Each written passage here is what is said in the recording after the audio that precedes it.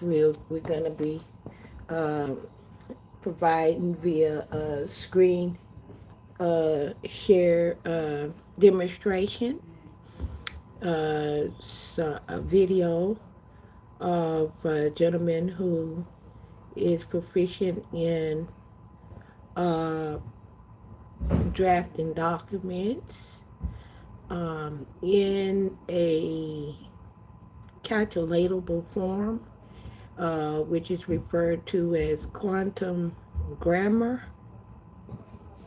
in this feature. And so I'm not real familiar with quantum grammar. And so we're going to be doing a little research and discussion about the research to get some understanding of what's going on and why all of this is necessary. Thank you for joining me. Welcome. No minors allowed. This is an adult-only broadcast. This is also an adult-only channel. The information provided on this channel is related to finances for mature adults. Thank you. Let's get started. Let's get it. The pain that caused, pain makes thought, thought makes wisdom, and wisdom grows to maturity. So as a result of that pain, I started studying. Now we go through three phases in life. You do not know what you do not know. Well, it's like putting your hand in fire. It looks pretty until you touch it and you get burnt. Well, you know what you don't know about why you got burnt. And I was aware of what I didn't know, so I had to study. But it wasn't about suing the man who did that. It was about suing an organization called judges who had the power to take away children, to break people's hearts, take away foreclosed properties, destroy lives. When you're in a position of making judgment on another human being for profit, that's wrong. That's rape. That's rape in the first degree. Rape is using force to create a performance from another human being. I had a judge named Wazalewski, and I was in front of him 65 consecutive times, suing for equal shared parenting.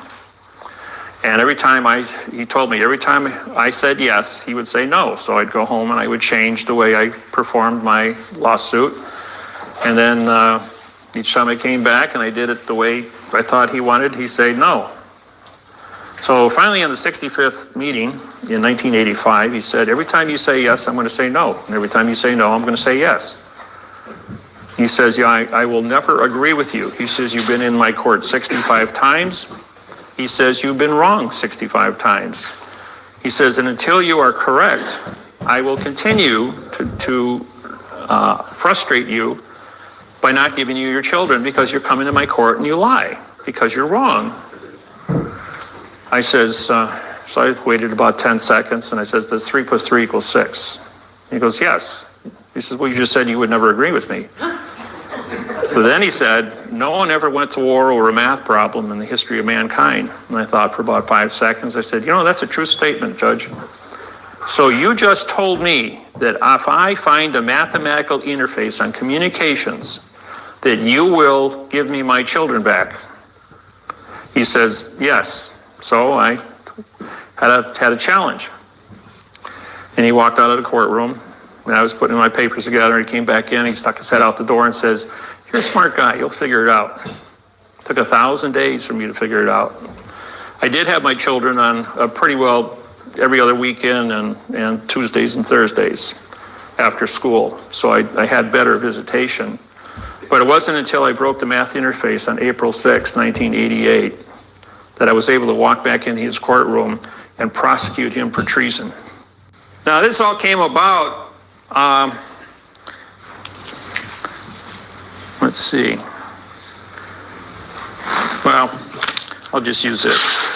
Spiral notebooks. Remember, some of you got some with the red line down the side here? Well, the way this code got broke was on April 6th in 1988. Now, for 3 years, I worked out math problems and nothing seemed to work. Now, one morning, I got up half asleep and I wrote 1 plus 2 equals 3, 3 minus 2 equals 1 on the red line. Went and got my coffee, some toast, came back, and I said, but when I sat down, it was faced this way, and I'm going, oh, that's a graft. So I grafted it. And when I grafted it, I broke the code. Next thing we're going to do here is how this all came about. 1 plus 2 equals 3. 3 minus 2 equals 1. Okay, this is grafting. This is how we use the right side of the brain for this, and that's how this all came about. My cup of coffee. And I wrote this on the red line on my notebook. And when I did that,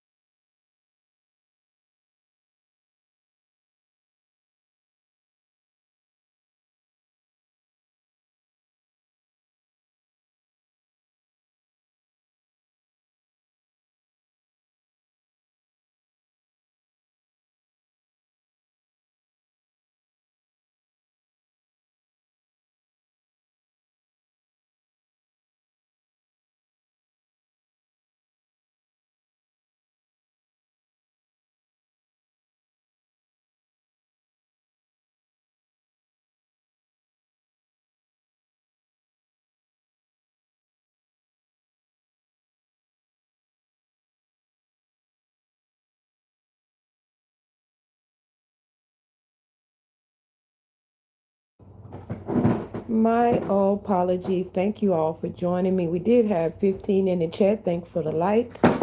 We'll go ahead and continue. I had to answer a phone call right quick.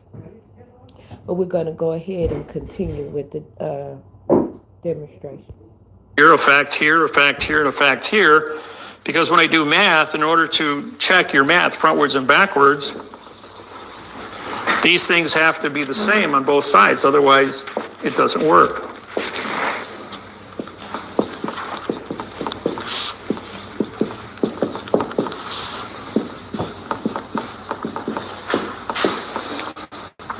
So then the equal sign is a conjunction, which is and or. There's only 2 conjunctions in the English language. And is a command, or is an option, or either. What was left was to add plus 2 and a negative 2, and when you do grafting,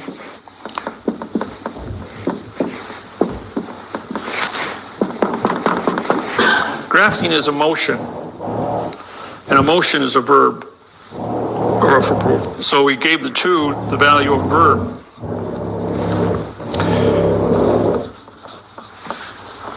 The reason for that is this pen is a fact. My thinking threw the pen up in the air, creating a motion. The motion didn't change the fact.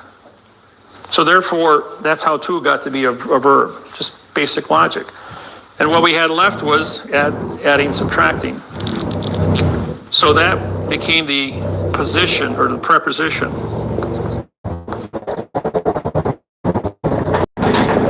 So these became the positions in grammar. There's 68 positions. You have 34 positive and 34 negative. Up, down, in, out, over, under, through, around, yes, no. These all become your positions. Used independently, all 68 are adverbs.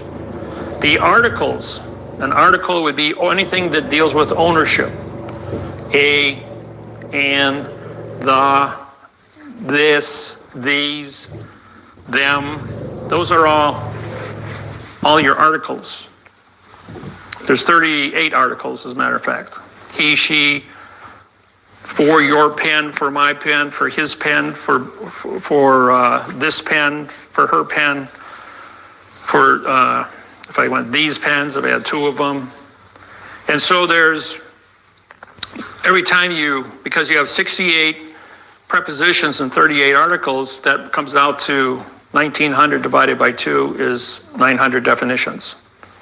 So if I make a sentence here,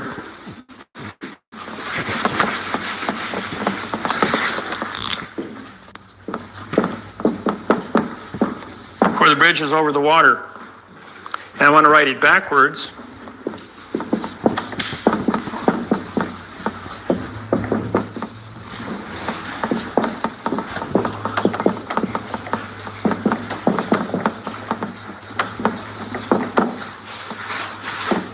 for the bridge is under, for the water is under the bridge, and over and under opposite prepositions in both sentences. Picture. Now, they can still defeat this. So what I have to do now is I have to say my position equals 4. My lodial or article equals the. My verb equals is or are. I have to give closure for what my parts of speech are. Every lawsuit I write has closure for the parts of speech, has a styles manual built into my lawsuit, has a constitution built into my lawsuit, has a dictionary built into my lawsuit. I have 2 pages of complaints, but I have 6 pages of supporting documentation to make those 2 pages closure. Now, you came here, most of you, or some of you, are involved with mortgages. The mortgage that you are in possession of was written entirely in adverb, verb, adverb, adjective, pronoun, and pronoun, adverb, verb. The mortgage has 6,000 mistakes on it. It is a perfect document that has absolutely 0 facts on it, and it was not signed by your bank.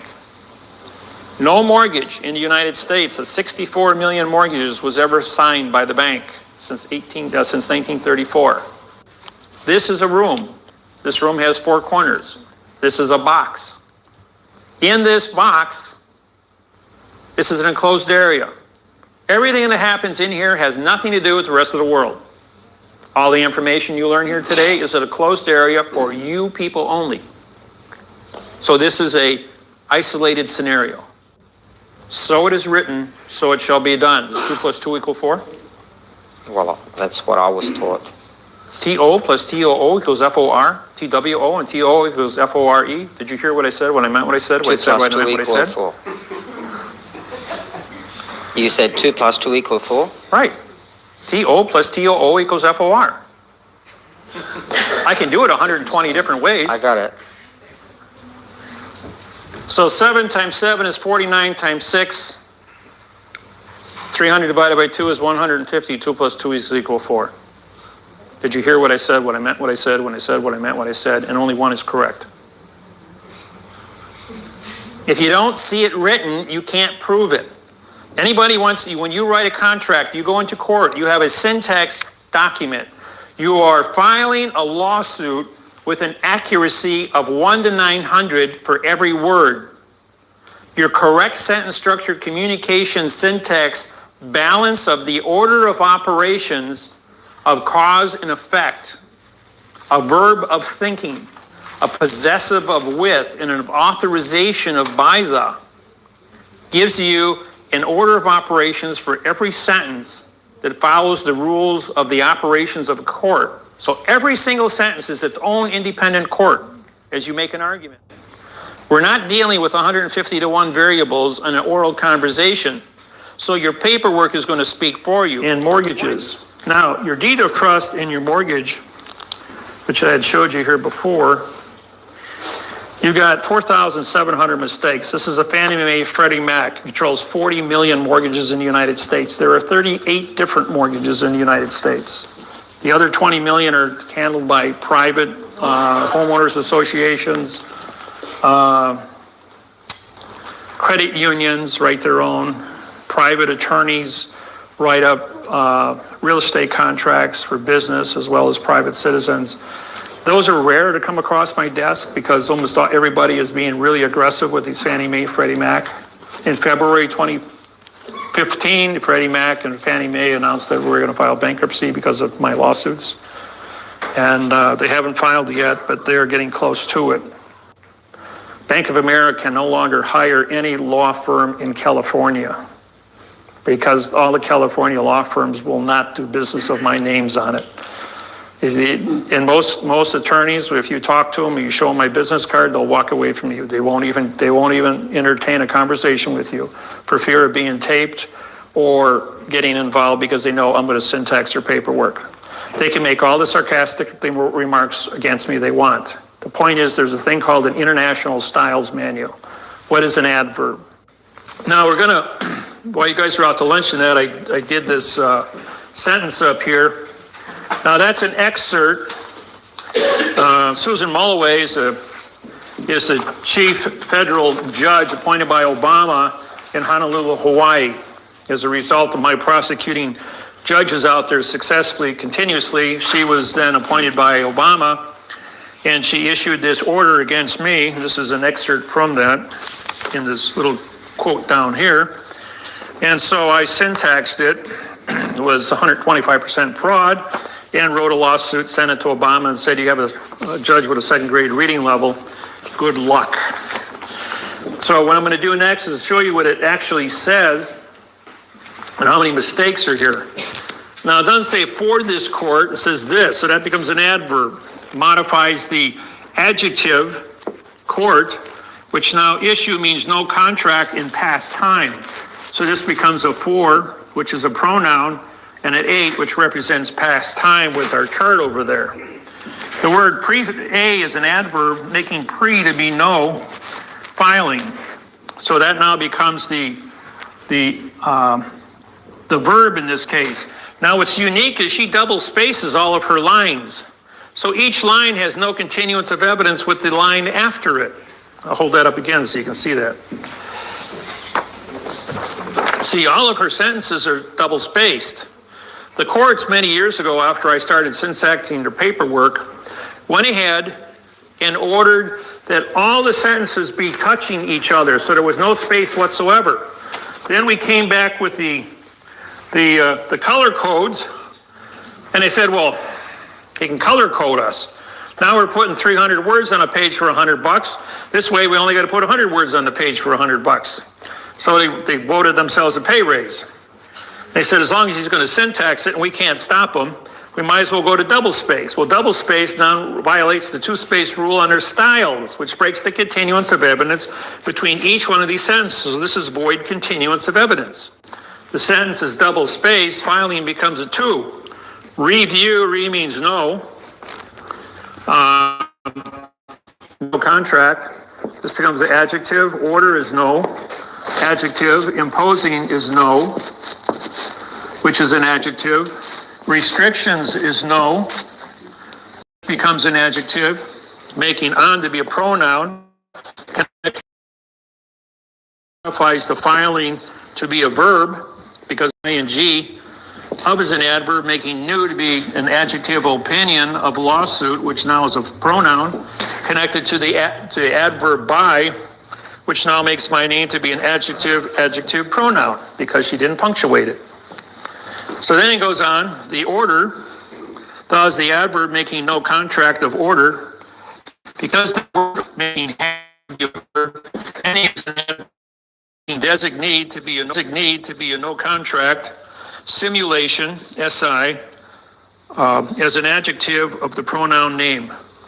The patterns are writing, and this is the way she was taught in college, to do a 1-3-4.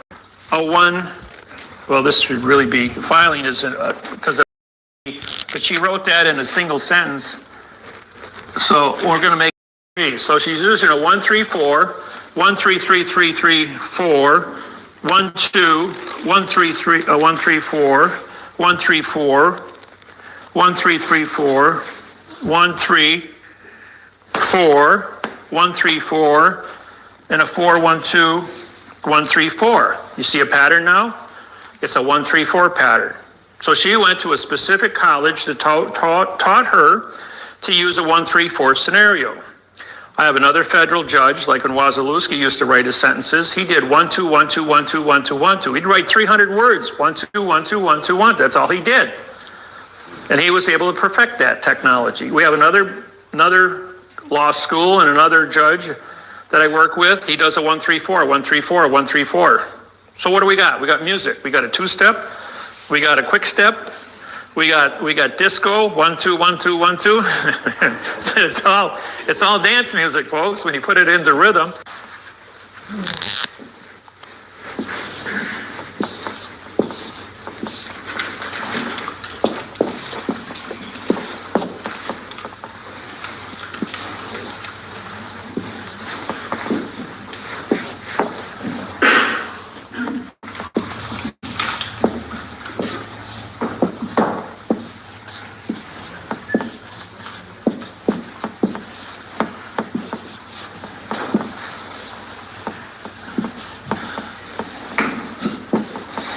Okay, you got prosecute and defense on the what they call the common plane, and then down over here you got a bar. This is the peanut gallery. Across the bar. That just means you're entering into foreign country, British. So this is where we sit. Now, number 4 is the clerk of the courts. Now, some of the clerk of the courts are on the same plane as you. But the clerk of the courts takes your money, files your papers, puts stamps on and signs them. When a clerk of the court signs a stamp, he or her is a postmaster. When they take money for paying fines, they're bankers. Mm-hmm. You go into Black's Law Dictionary, you look up postmasters and bankers, it says see the judge. Now when you have a witness, we put a witness in a witness box, which is an enclosed area and you can't be considered. So therefore you can't speak and you can't hear what's being said because he says, I swear. And when he says, I swear, we'll go over here. I swear to tell the truth, so help me God. And this is an adverb, and this is a verb. So therefore, I will do evil in future time and tell nothing, so help, adverb, verb, making help into an illusion of my faith as a verb. So these are all fiction, and this is all modification. Therefore, you say nothing. That's why you get the first 2 words is you either swear or affirm. And how do you spell affirm? AFF, no contract. So therefore, you're talking to yourself in a box. So what do? We put the jury in the jury box. JU means no law and RY is contract. So no law contract is what they're hearing, an adverb verb from the witness, from the judge on a different plane than you are. There's no continuance of evidence for anybody in the courtroom. That way everyone is babbling and nobody can hear what's going on. If I do a simple thing and take this piece of paper and I put it on the floor here and I stand on it, you can no longer see me or hear me. I don't care what you think your illusion is telling you, but I'm on a different plane than you are. I don't care if it's 1/100 of an inch thick and we call it a sheet of paper. I just changed my plane, better known as a soapbox. And you can no longer see or hear me, so no matter what I say, it's just your illusion. Remember the movie, The Sixth Sense, I See Dead People, with the little boy? And if you didn't watch the last minute of the movie, you didn't know that Bruce Willis was dead and he was a ghost throughout the whole movie. And that's exactly what happens here, is when you're in court, this person who's an actor on a stage has no continuance of evidence with anything that's going on in the courtroom. So the courtroom is set up in this manner because it generates immunity. Now, if you do get into a scenario like you want to go in and fight your mortgage in front of and you get suckered into that, you're not paying attention, and you got the bank's attorneys over there. Any evidence that you have, or if I write a lawsuit for you that you have to go into court with, and you have the forensic evidence of the mortgage Sytax with that many mistakes like I showed you in color, you first have to take it up to the clerk of the court here and have it stamped and have it marked into evidence. Then you can take the witness, don't take the witness stand because you've left the courtroom. You're in a box now. You go back to your table and you talk about it at your table. And you tell the judge, if I go into a box, it's an enclosed area and can't be considered. And then take a $1 bill out of your pocket and say, see, these were boxes, and in 1997, the Treasury said that anything in a box is an enclosed area and can't be considered. That's why the 5s, 10s, and 20s don't have boxes on them. Or do the 50s and 100s. If you don't believe me, go back to 1961 and pull out your old money that you've got that you're saving for your collection. You'll see a box around it, a little black line. And then you'll win your argument because the post office controls the port authorities that docks the vessel of the courthouse and dry dock. Now, let's go back to that mortgage. That mortgage, which I just showed you, was fraudulent. They took that fraudulent document and they walked into the United States Treasury and they went after your social security number. Now, when you were born, we put $1 million in your social security number.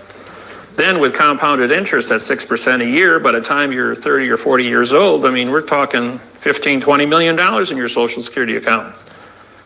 So they go ahead and they said, we got a mortgage here. This person wants to buy a house. So the Treasury cuts a check for $500,000.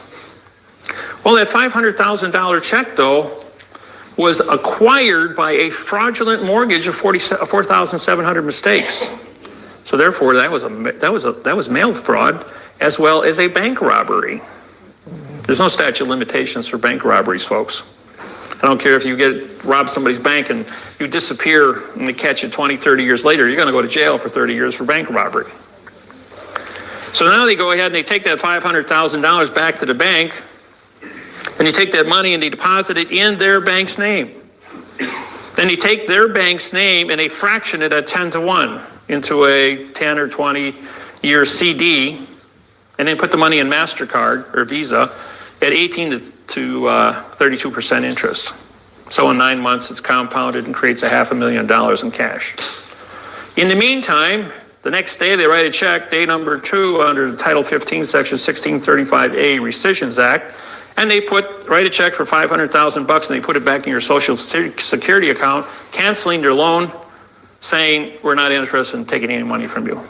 So the Social Security is not looking for any missing funds, but the bank is sitting on $4.5 million of your money that they created out of thin air now. Then they write a thing called a note, N-O-T-E. N-O is no and T-E is contract. That's parse. They put all the numbers in boxes. They do not put a $ next to any number on your note. They only write in fractured sentences of 3 or 4 or 5 words for each one of the lines. They're not complete sentences. They don't have a verb of thinking, a verb of performance in them. And they're all in a box. And on your contract, on your mortgage contract, they take and put brackets or parentheses or quotation marks around the number with the $ on it, but that removes it from the paper. So now you don't have any value on the note, no value on the mortgage or deed of trust, and the whole thing is an illusion.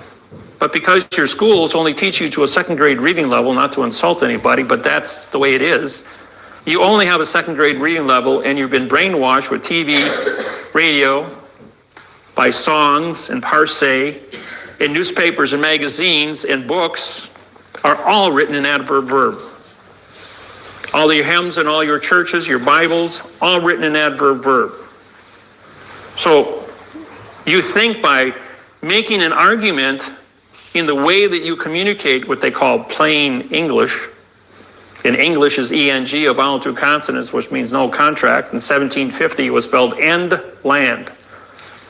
England changed it to English. In 1775, Benjamin Franklin changed it in the United States to English from end land. He knew what he was doing. Benjamin Franklin was the first Postmaster General of the United States and Canada. July 4, 1772, appointed to the Federal Postal Court, July 4th, 1775. Because he was a traitor and he wrote it in adverb verb, the Constitution, or rather the Declaration of Independence, thus an adverb making DE, no. Declare, speak, at, location, ION, contract, declaration. Of, adverb, modifies the verb independence. In is no, D is no, pen is right, ans is contract. No, right contract, no, speak contract. So he bastardized the Declaration of Independence and used the first three words, which are the first three words on our passport too, called we the people. We is a pronoun, thus an adverb, making people a verb. All feel like verbs today? Or maybe you want to be a pronoun we. Because you're a pronoun, you're a no. Well, if you're going to be a nothing, then we have to nom de guerre you because you're dead. Maritime law, Title 46, Chapter 1, Paragraph 1, Section 1. If you are dead, you cannot hold contract or own land. You cannot make contracts or hold land. And we've got to do a change here. If you are dead, we have to nom de guerre your name. And so we give you a passport so that you can move around as a dead person. That way, if you die in a plane crash, we only call you a soul, not a person. You're just cargo. You have a bill of lading. Okay, we'll take a minute here. Yeah? Huh? Okay. And then I ask people to read what it says on this thing, and they say, the United States of America. And I says, it doesn't say that. It's italicized. It's not on there. The only word on here is passport, and passport is a pronoun. It's a no. We're going to go through the courtroom procedures. Now, a courtroom is divided into 5 different sections, and most people don't even know they're in this elaborate illusion. Some courtrooms only have 2 planes, but you will have a plane.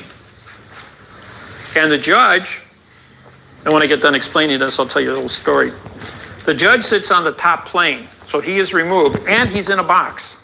And he has his flag or his seal on his box, which means he is an independent jurisdiction.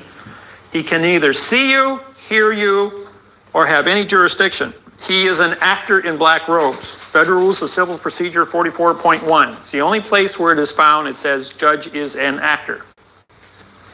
So the clerk of the courts, however, sits on plane number 1 in most courtrooms.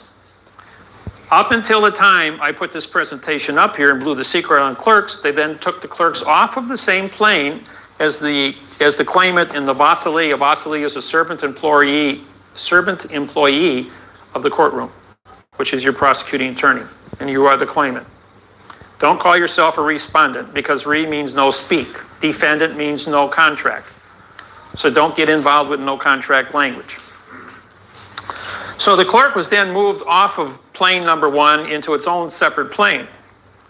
When you take the witness stand, you're going to go ahead and you're going to move yourself from the common, and you're going to put yourself into a box.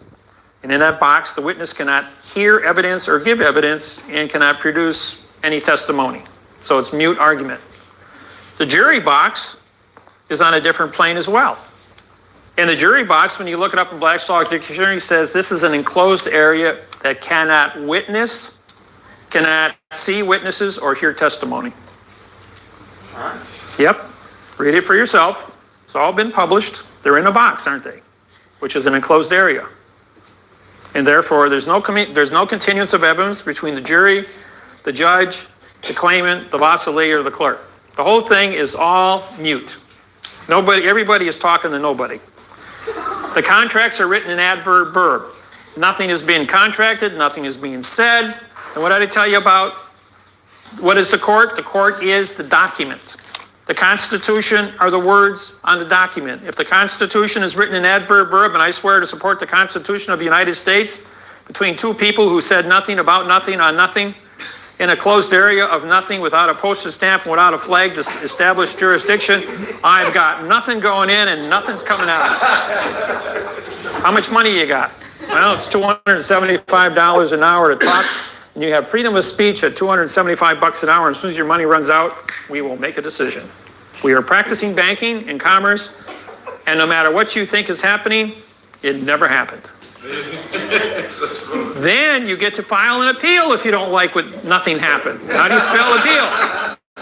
APP, which means no contract. And what does the word appeal means? It means the higher court will forgive the lower court for doing nothing about nothing with nobody and agree with it, unless it is something that will affect public opinion about how the court system operates, some genocide or apartheid case. Then they'll go ahead and they'll make a little bit of noise about it. And this is what I want you to do at home so you can practice. You take and you draw yourself a line in columns. You got 4. Now here's another thing about what an article is. This is going to be your position. This here is your article. Or your LODIO, L-O-D-I-A-L. Now LODIO is location, original contract. So you got for the, and then is, are, which is thinking.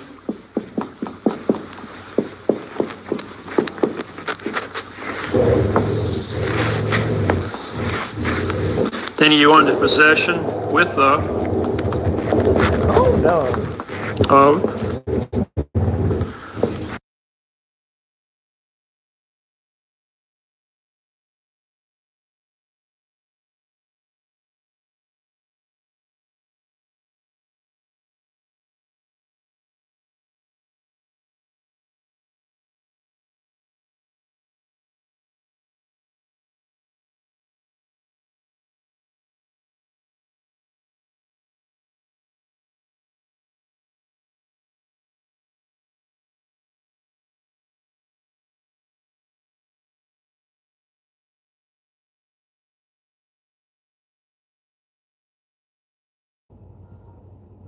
Okay, we had to stop for a little while. We ran it back a little bit. Let's get it.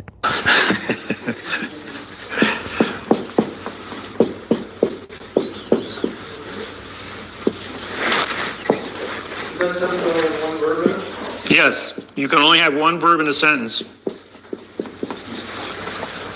So, if you go ahead and you graph this part first, that stays the same.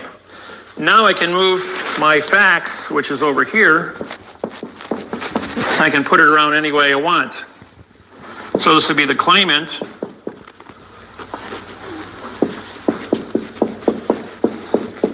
Now the first thing you have to prove under Federal Rule of Civil Procedure 12B1 is knowledge. It's also the last thing you got to prove, that you have knowledge because you have the authority of knowledge. Then the second thing is the facts. Then you have a possessive of claim. Notice he said you have the authority of knowledge. Okay? And that goes or speaks to many of the statements that I have made about the power of authority.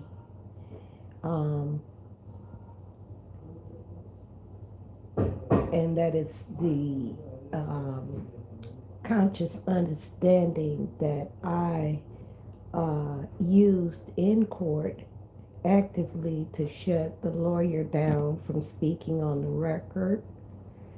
Although he's allowed to speak on behalf of his client, he is not allowed to speak on the record if you object to that, because he does not have firsthand knowledge of the facts. Whenever he's speaking on behalf of his client, that in itself is hearsay. Something his client told him is then automatically classified as hearsay and inadmissible in the record, and can be stricken from the record for any consideration of what he has already spoken on the record. Then if you don't raise objection in time to stop him from speaking on the record. Whatever he says um,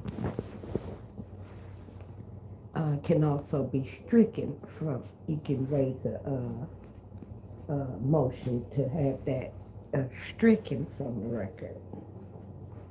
Okay, and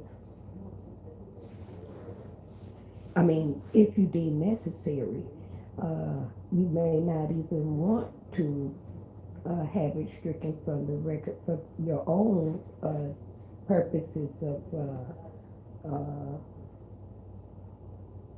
raising a defense and using that as relevant evidence. In my case, I used it as relevant evidence to show that the attorney was in conspiring with his client to commit fraud on the court. So, in that regard, I did not ask or seek to have the record stricken because it in itself is a official certified transcript is obtained, then that information I can use that, well, not information, but that's those statements that he made on the record as evidence against him. So when people say anything, you hear the statement, anything you say can be. Well, they actually say can and will be used against you. Okay? As far as making contract with you to act under a color of law, that is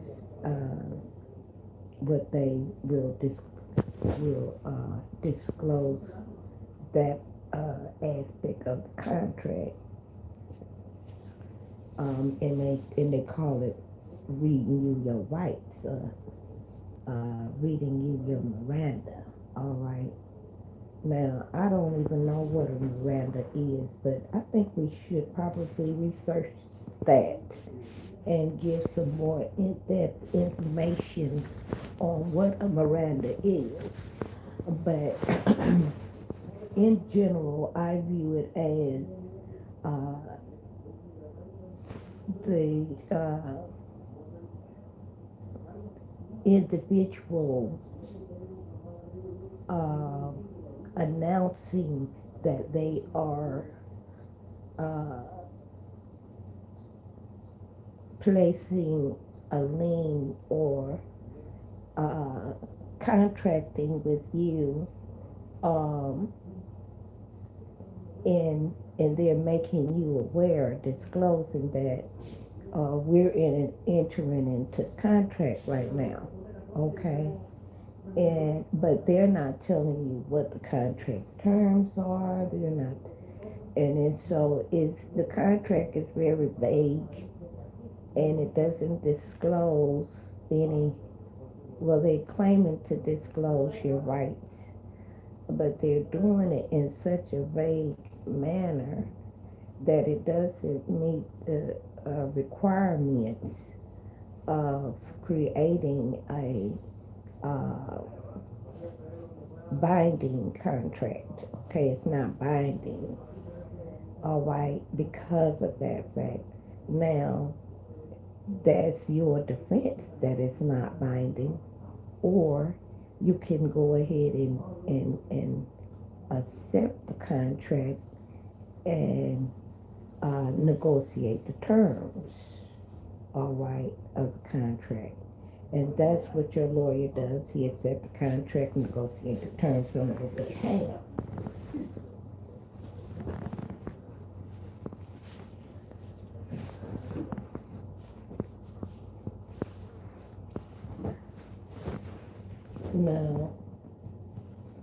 when I say negotiate the terms, you only assume that I am speaking about getting you out of jail, keeping you out of jail, or, on those grounds of criminal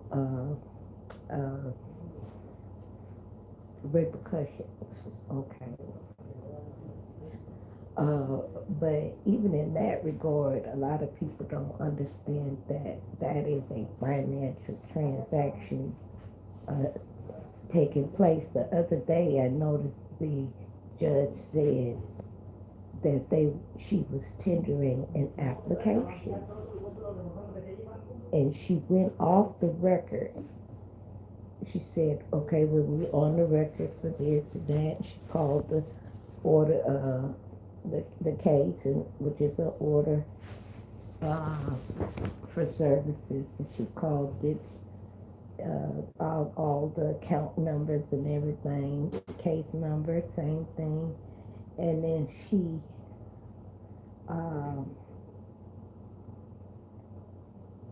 asked for everybody to cite their name for the record. Was they there for? I'm attorney such and such. I'm here on behalf of this, and so forth and so on. Then she specifically said, we're going off the record. She said, tender an application. We're tendering an application. And then she said, okay, we back on the record. Okay? Because everything that was being said was like a verbal pretense that a contract, some type of contract is being drafted up, okay, and in an application to process funds on behalf of the defendant, okay, not on behalf of the state, on behalf of the defendant, all right, and this is why they can issue PR bonds, personal recognizance bonds. And we're going to do some more research into that, but essentially all they're doing is accessing federal funds on behalf of the beneficiary. All right. And so a monetary amount was attached to that bond. Like they told you, say for example, when they gave you your so-called whatever charge that they was gonna charge you with, and they said that charge carried a certain $3,000 bond.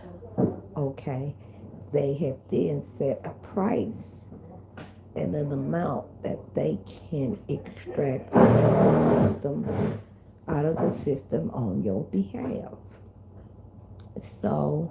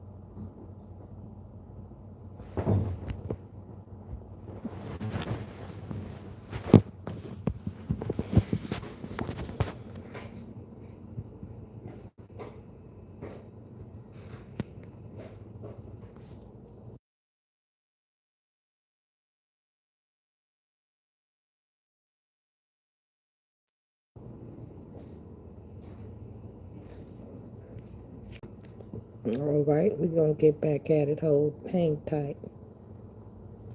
We'll start here.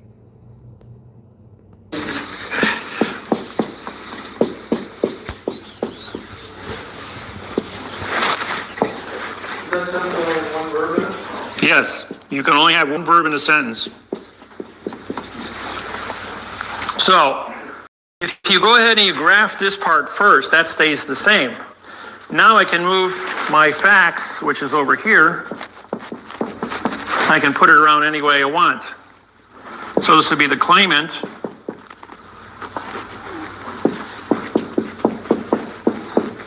Now, the first thing you have to prove under Federal Rule of Civil Procedure 12B1 is knowledge.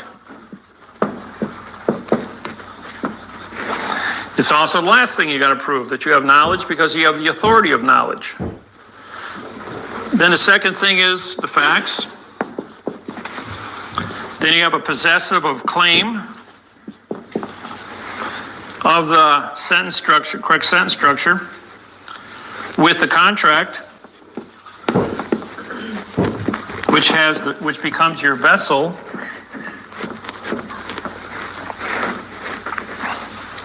by the author.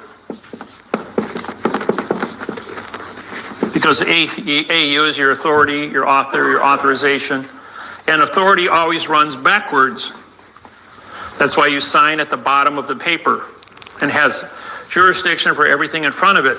Now, this is a mathematical procedure, and every sentence in my book, my website, every lawsuit I've ever written in 12,000 lawsuits is always followed on the same format because it's a mathematical certification.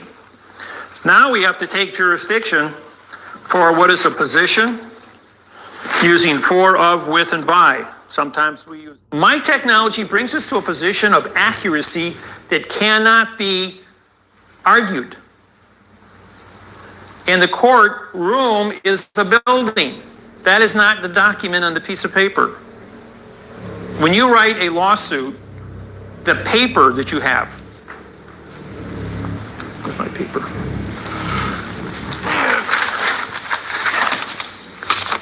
When you have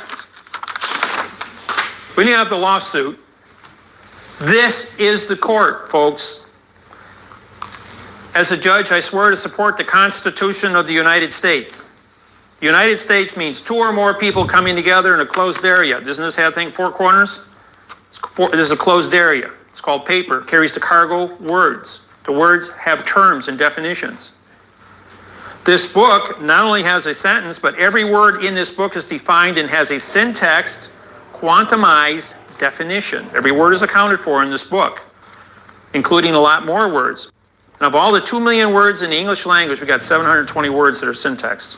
That's it. Pretty simple. Average person has a 12,000 word vocabulary. You only need 720 to learn syntax. And in 99% of the cases, you use less than 50 different words in an entire lawsuit to win your case.